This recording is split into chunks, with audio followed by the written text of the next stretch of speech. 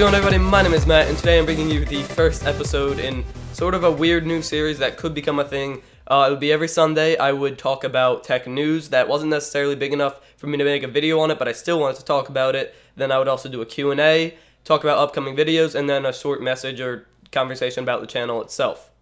So let's begin. So before I do begin, I do want to just say that the answers that I'm going to give are not scripted. They're just me thinking about stuff and saying it and trying to get the message that I'm looking for across.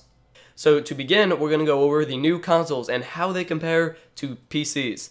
Right now, the PS4 is out. The Xbox One comes out, I think, this week. But the PS4 is so far looking pretty good. It's actually smaller than I thought it would be. I know I could have looked up pictures, but I just got surprised. I'm watching a few unboxings of how small it actually is.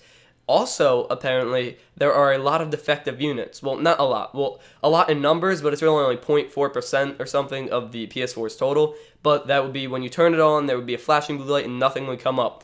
And personally, I'd be pretty pissed off if I bought the new PS4 and there was a blue flashing light and it didn't work.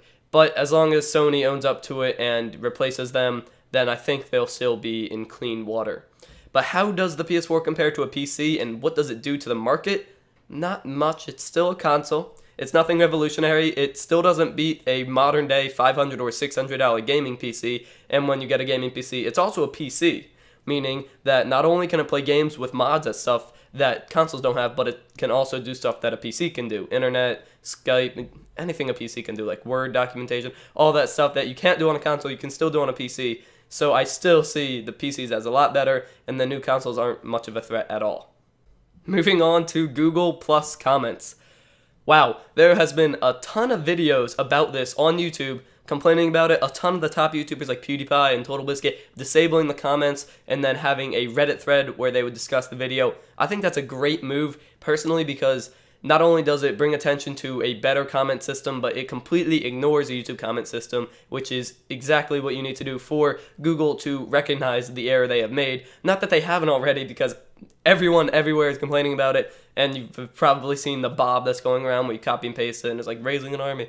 That doesn't work, but the disable in the comments is a great idea, because it's not just saying this is a bad idea, it's saying this is so bad that we're not even going to use it, and then they need to change it because these are the top YouTubers. They want them to use it. PewDiePie is the top YouTuber, and if he's not using comments, they're doing something wrong. They also changed the color of the like bar. I find this funny, actually, because it's like everyone everywhere is going, these comments suck, fix them, and Google's just like, we made the likes blue now, which actually makes sense as a business, because blue is a big color in Google, right? Yeah. And not only that, but I also noticed this, that when it's green and red seems a lot worse if it's bigger, but when it's blue and then nothing for dislikes, nothing doesn't seem as bad. Just having a blue portion of it blue seems a lot better than having some green and a lot red. So it's more of a happier light bar, I guess, and it also integrates more of their colors, which of course they are always going for, but that's not the right thing. You should be focusing on the comments, which completely temporarily ruined YouTube. And the last tech development I want to talk about is 4K panels getting really cheap. So right now on Amazon, there's a $500 4K TV, period. It's 39 inches and only 30 hertz. What that means is it can only output 30 FPS. So any PC gaming on it will not be that great, but console gaming, fine, because that is only 30 FPS. Now, what this really means is not that much, because it's an off-brand name like Saiki that no one really heard about and not many people trust, and that doesn't mean it really is not going to pressure bigger brands like Sony or Asus into lowering their 4K monitors or TVs in price. They're going to stay up there while people are still buying, but I think it's a good step in the general direction towards cheaper 4K panels. Not that it's going to mean much, but just knowing that it's possible to be that cheap, that kind of is a good, I guess, view into the future that they will become that cheap, and they will eventually be a household staple where you go to somebody's house and they will probably have a 4K TV and maybe even 4K monitors. That'd be pretty cool. Alright, so let's move into the Q&A portion of this video. If you have any questions that you want answered, put them in the comments of this video. I'm not going to answer them in the comments. I'm going to answer them in next week's video of this on next Sunday. But if it's really urgent, send me a personal message and I will answer it for you. So the first question is, how much should I spend on a gaming PC?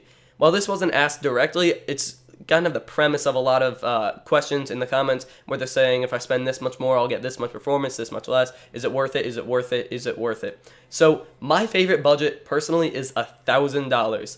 While that seems like a lot, for $1,000, you get a ton of performance And not just performance, you get other luxuries like a nice case, a lot of fans, good airflow, overclockability, a pretty build. You really get a well-rounded build for $1,000 that performs really well. So next question is, what is the best bang for buck GPU? Right now, I love the R9 280X. This thing, for $300, will max out basically any game at 60 FPS. That's unbelievable. You used to have to pay $400, $500 to do that, but this one card, the 280X, will max out almost all current games at 60 FPS. Games like Crysis 3, which are just kind of ridiculous and not well optimized, they won't be playing on Ultra, but still, just the fact that it can max almost every AAA title out at 60 FPS for $300 is really incredible, and a lot of people underestimate that. But I also like the R9 270X. It's just a little worse than 280X, but it comes in at like $210, and it still plays a lot of games on Ultra, will definitely play 60 FPS on high, and it's just an incredible card for $210, which is pretty cheap compared to other parts of a computer.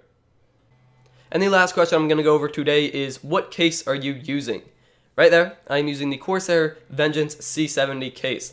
It's got a military style look to it. It's got handles. I don't know how well you can see this. It's got handles, and then it has these latches that are kind of like a military latch to hold the side panel on.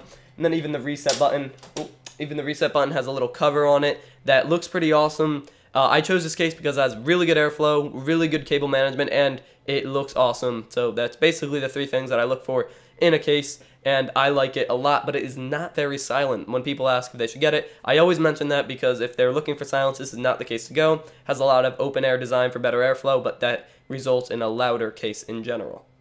So let's move on to the last part of the video, which is where I go over upcoming videos. And first of all, we're going to go with the Blue Yeti review video. I'm actually using it right here, and I have one right over there. I'll explain why I have two in the video itself. But look out for that, and then the next video will be 5 reasons why gaming PCs are better than consoles, and maybe vice versa if people ask for it in the comments or people argue a lot in the comments. I might do it vice versa just to give an alternate look.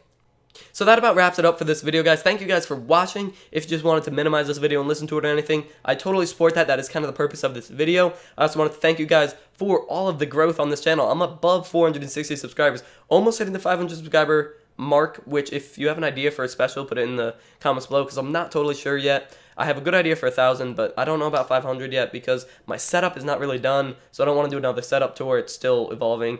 But I don't know. We'll think about that. Thank you guys so much for watching. If you enjoyed this video, go ahead and leave a like, subscribe, share it with your friends, all that good stuff. If you have a question, leave it in the comments below, and I'll answer it next video, next Sunday. Thank you guys for watching, and as always, I'll catch you next time.